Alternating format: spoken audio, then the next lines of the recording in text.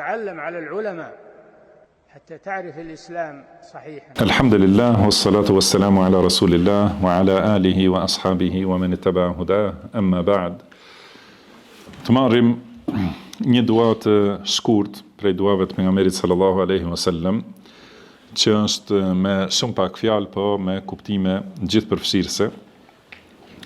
Transmetohet nga Abbas ibn Abdul Muttalib, xhaxhai i pejgamberit sallallahu alaihi wasallam, thash o i dërguari i Allahut, më mëso një gjë për të cilën do t'i lutem Allahut të lartësuar.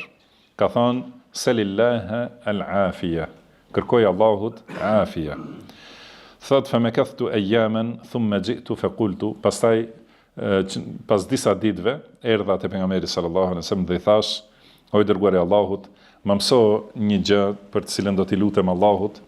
Dhe ai më tha: "Ja Abbas, ja amma Rasulillah." O Abbas, o xhaxhai të dërguarit të Allahut, "Selillaha al-afiyata fi dunya wal akhirah." Do të thënë kërkoj Allahut afia në dunja dhe ahiret.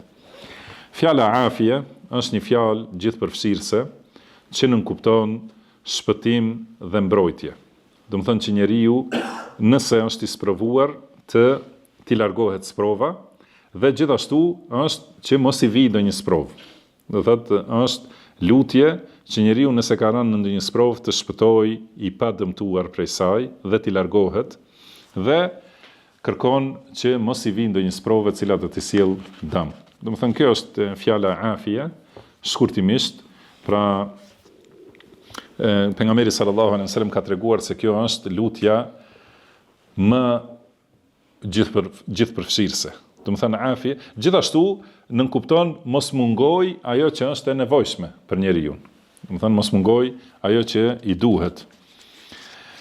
Pra shiko, besimtari i mençur duhet ta shikojë këtë fjalë, ka të shkurt që e ka zgjedhur pejgamberi sallallahu alaihi wasallam për xhaxhain e tij, dhe ta di se pejgamberit sallallahu alaihi wasallam Allahu i ka dhënë fjalë jawami'ul kalim, do të thënë fjalë të pakta me kuptime të shumta dhe urtësi të shumta.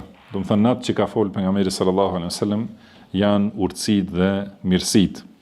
Prandaj ai i cili e fiton këtë afia, do të thënë mbrojtje, shpëtim, sukses ose shëndet, gjithashtu ndihmë, do të thënë çdo gjë që përfshin fjala afia, do thotë se e ka fituar të gjithat që e do, që e dëshiron zemra, edhe e ka fituar, do të thënë, për përmirësimin e zemrës, për përmirësimin e trupit, pasurisë, veprave, familjes, do të thënë veprave të tij, fetarisë së tij dhe përmirësimin e ahiretit.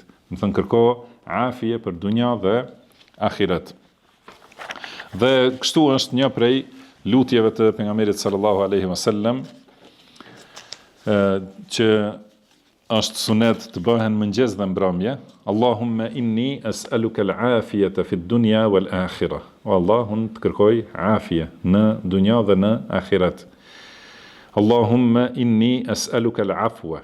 O Allah, unë të kërkoj faljen tënde, wal afiyata, edhe afien, mbrojtjen, ndihmën, suksesin dhe mirësinë, fi dini, do të thënë fen time, wa dunjaja, në jetën e botës, në jetën e dunjas, wa ahli, dhe në familjen time, wa mali, dhe pasurin time. Do të thënë në të gjitha ato të kem afia.